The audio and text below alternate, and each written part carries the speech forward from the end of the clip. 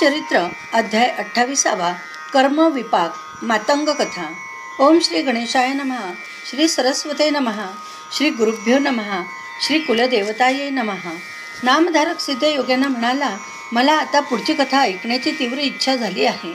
ती कथा मला सांगा. त्यावर सिद्धयोगी म्हणाले, मला कोणत्या पूर्वकर्मामुळे हीनदशा प्राप्त झाली असे मातंगाने विचारले असता श्री गुरु त्याला म्हणाले, पूर्वजन्मी केलेल्या पापकर्मामुळे इहजन्मी त्याचे भोग भोगावे लागतात. दोष किंवा पापकर्मे अनेक प्रकारचे असतात व प्रत्येक पापकर्माचे फळ भोगावे लागते. त्याविषयी मी तुला सविस्तर सांगतो, ऐक. ब्राह्मण किंवा अन्य कोणीही अनाचाराने वागला तर त्याला हीन जातीत किंवा कृमी कीटक पशुपक्षी इत्यादी योनीत जन्म घ्यावा लागतो. आपल्या आईवडिलांचा किंवा कुलस्त्रीचा त्याग केल्यास त्या पापकर्माबद्दल मनुष्याला हीन कुळात जन्म घ्यावा लागतो. जो आपल्या कुलदेवतेऐवजी अन्य देवतेची पूजा करतो, सदैव असत्य बोलतो, जीवहिंसा करतो, आपल्या कन्येची विक्री करतो, खोटी साक्ष देतो, त्याला चांडाळ योनी प्राप्त होते. घोड्यांची विक्री करणारा, परस्त्रीशी संग करणारा, रानाला आग लावणारा, तीर्थक्षेत्री जाऊन श्राद्धादी कर्मे न करणारा, आपल्या घरातील कपिलाधेनूचे दूध देवब्राह्मणांना न देता स्वतःच सेवन करणारा नीच गतीला जातो. आपल्या आईवडिलांची सेवा न करणारा, त्यांचा सांभाळ न करणारा, आपली एकपत्नी असताना तिचा त्याग करून दुसरी स्त्री करणारा 7 जन्म कृमिकीटक होतो. सत्पात्री ब्राह्मणांची निंदा करणारा, त्याच्या उपजीविकेचा अपहार करणारा, तळी विहिरी नष्ट करणारा, शिव मंदिरातील पूजा नष्ट करणारा, ब्राह्मणांची घरेदारी मोडणारा हीन कुळात जन्मास येतो. आपल्या स्वामी, गुरु, शत्रू, मित्र यांच्या स्त्रीशी जो व्यभिचार करतो तो पतितगृही जन्म घेतो. दारी आलेल्या अतिथीला जो अन्न देत नाही, राजाने दुसऱ्याला दिलेले भूदान जो हिरवून घेतो, विश्वदेवाच्या वेळी दारी आलेल्या अतिथीचे स्वागत न करता त्याला कठोर शब्दांनी बोलून अपमानित करतो, त्याला कोंबड्याचा जन्म मिळतो. जो गंगातीर्थाची निंदा करतो, रणांगणातून पळून जातो, पर्व काळी किंवा एकादशीला जो स्त्रीसंग करतो, तो अपात्र व्यक्तीला वेदविद्या शिकवतो, तो चांडाळ योनीत जन्म घेतो. उन्हाळ्यात एखाद्या पुण्यवंत माणसाने पाणपोई घातली असता त्यात जो विघ्न निर्माण करतो त्याला हीन योनी प्राप्त होते. रोग्याची नाडी परीक्षा न करता जो औषधोपचार करतो, दुसऱ्याचे अहित करण्यासाठी जो जारण मारणादीचा मंत्र जप करतो, तो महापापी होय. जो आपल्या गुरूंची व हरिहराची निंदा करतो व अन्य देवांची पूजा करतो, तो महापातकी होय. त्याला हीन कुळात जन्म मिळतो. जो वर्णधर्माचे पालन करीत नाही, अपात्र माणसाला मंत्र शिकवितो, तो पापवंशात जन्म घेतो. जो आपल्या गुरूंची निंदा करण्यात आनंद मानतो, जो विद्वान ब्राह्मणांचा द्वेष करतो, तो पुढच्या जन्मी ब्रह्मराक्षस होतो. जो आपल्या गुरूंची पूजा करतो व त्याच वेळी दुसऱ्या देवाची व दुसऱ्या गुरूंची निंदा करतो, त्याला अपस्मार रोग होतो व त्याला दारिद्र्य दुःख भोगावे लागते. जो आपल्या आईवडिलांचा त्याग करून वेगळा राहतो, तो महारोगी होतो. जो दुसऱ्याचे उणे दुणे 4 चौघात बोलून दाखवतो, तो हृदयरोगी होतो. जो आपल्या स्त्रीचा गर्भपात करतो, तो निपुत्रिक होतो. त्याला पुत्र झालाच तर तो जगत नाही. जो वेदशास्त्रात पुराणांचे श्रवणपठण करत नाही, तो बहिरा अंध होऊन जन्मास येतो. जो पापी माणसाशी मैत्री करतो त्याला गाढवाचा जन्म मिळतो.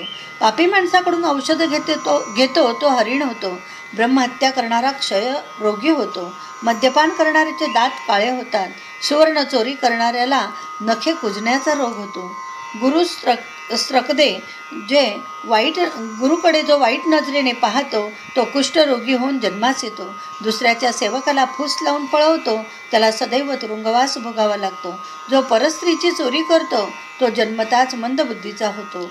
शेवटी तो नरकात जातो. सापांना ठार मारणारा सर्पयोनीत जन्मास येतो. अशी माणसे पापकर्म करत आहेत व त्यांची फळे त्यांना भोगावी लागतात. आता चौर्यकर्माबद्दल सांगतो. सुवर्ण चोरी करणाऱ्यास परमारोग होतो. पुस्तकाची चोरी करणारा अंध होतो. वस्त्र चोरी करणारा दमेकरी होतो. सार्वजनिक संपत्तीचा अपहार करणाऱ्याला गंडमाळ रोग होतो.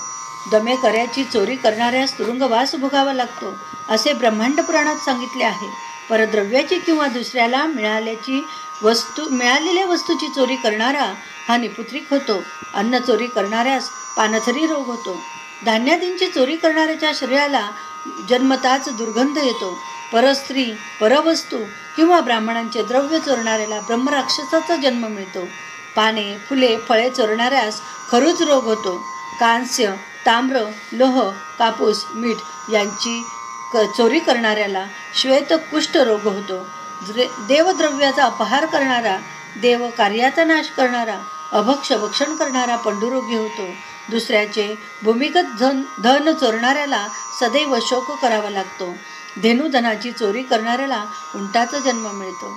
दुसऱ्याच्या घरातील भांडीकुंडी चोरणारा मनुष्य कावळा होतो. मधाची चोरी करणारा घर होतो. श्री गुरु त्या पतिताला म्हणाले, या सर्व चौर्य कर्माबद्दल तेथे जन्म घ्यावे लागतात. आता व्यभिचारासंबंधी महाभारताच्या शांती पर्वात श्री व्यासांनी काय सांगितले आहे ते सांगतो, ऐक. परस्त्रीला आलिंगन दिल्यास 100 जन्म श्वान योनीत जन्म घ्यावा लागतो. त्यानंतर सर्पयोनीत जन्म घ्यावा लागतो. परस्त्रीची योनी पाहणारा जन्मांध होतो. भावाच्या पत्नीशी संग करणाऱ्याला गाढवाचा जन्म मिळतो. त्यानंतर त्याला सर्पयोनीत जन्म घ्यावा लागतो व शेवटी तो नरकात जातो. मित्राची पत्नी मामी समान असते. तिच्या संग करणारा श्वान योनीत जन्मास येतो. परस्त्रीचे मुखावलोकन करू नये, ते वाईट बुद्धीने करणारा नेत्ररोगी होतो. हीन जातीच्या स्त्रीशी व्यभिचार करणारा श्वान योनीत जन्म घेतो. श्री गुरूंचे हे निरूपण शांत चित्ताने ऐकत असलेल्या त्रिविक्रम भारतीने विचारले, स्वामी, आपण सांगितलेले पापकर्म एखाद्याच्या हातून एकदाच घडले तर ते पाप कशाने नष्ट होते? त्यावर श्री गुरु म्हणाले, केलेल्या पापकर्माचा पश्चाताप झाला तर त्या कर्माचे पाप लागत नाही. मोठ्या पापकर्माची मनाला बोचणी लागल्यास त्याला प्रायश्चित्त आहे. त्यासाठी ब्रह्मदंड द्यावा, सालंकृत गोदान करावे. ते शक्य नसेल तर यथाशक्ती द्रव्यदान करावे.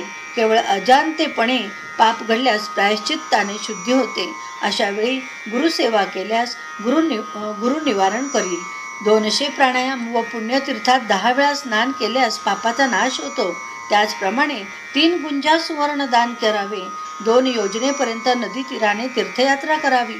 पती आणि पत्नी यापैकी कोणी एकाने पाप केले असेल तर दोघांनी प्रायश्चित्त घ्यावे. त्याचप्रमाणे गायत्रीचा 10,000 जप करावा. 12 सत्पात्रे ब्राह्मणांना भोजन द्यावे. 1000 तिलाहुती द्याव्यात. यात गायत्री कृच्छ असे म्हणतात.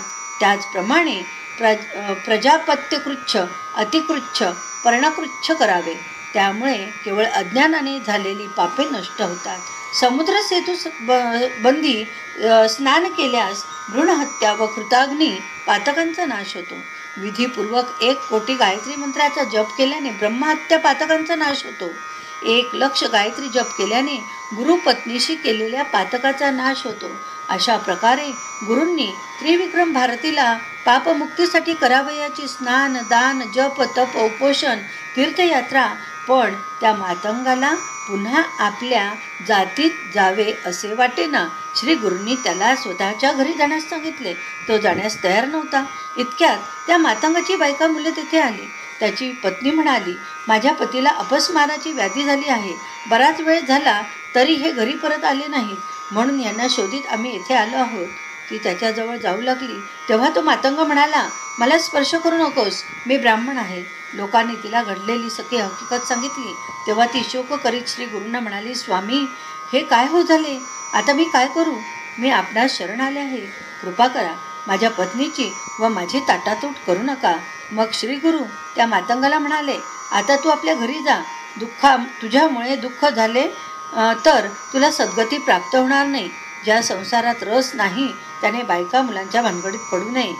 पण एकदा संसारात पडल्यावर बायका मुलांचा त्याग केला तर खूप मोठा दोष निर्माण होतो. तू सूर्य चंद्राला साक्षी ठेवून स्त्रीचा स्वीकार केला आहेस. आता तिचा त्याग केलास तर तू महापापी ठरशील. तुला सद्गती मिळणार नाही.